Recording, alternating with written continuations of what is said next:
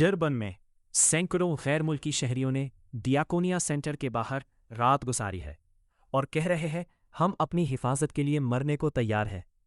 ये सब शुरू हुआ पीर को, जब मार्च एंड मार्च नामी ग्रुप ने गैर कानूनी तारकीन वतन को मुल्क छोड़ने का अल्टीमेटम दिया, 30 जून की डेडलाइन। इसके बाद डरबन के मुख्तलिफ इलाकों में गैर मुल्कियों के घरों और दुकानों पर हमले और धमकियां शुरू हो गईं। खौफजदा होकर सैकड़ों लोग डरबन सेंट्रल पुलिस स्टेशन पहुंचे और तहफ़्फ़ुज़ मांगा, लेकिन मंगल को पुलिस ने उन्हें रबर की गोलियां और आंसू गैस इस्तेमाल करके वहां से हटा दिया।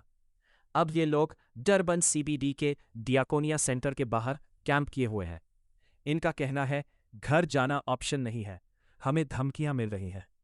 एक शख्स ने कहा, पिछली 2 रातें बहुत मुश्किल गुजरी, फर्श पर सो रहे हैं, कंबल नहीं, कुछ नहीं, लेकिन अगर हम अपनी हिफाजत के लिए मर जाएं तो हम तैयार हैं, क्योंकि जहां रहते थे वहां भी महफूज नहीं थे। Southern Africa refugee organisation forum के जेन बटोकी कह रहे हैं कि इनमें से कई के पास कानूनी कागजात है, लेकिन होम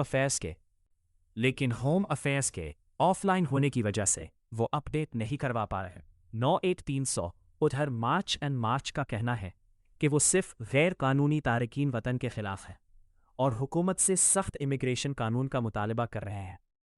A308 हालत यह है कि डरबन CBD में कई दुकानें चौथे दिन भी बंद हैं और पुलिस की भारी नफरी तैनात है।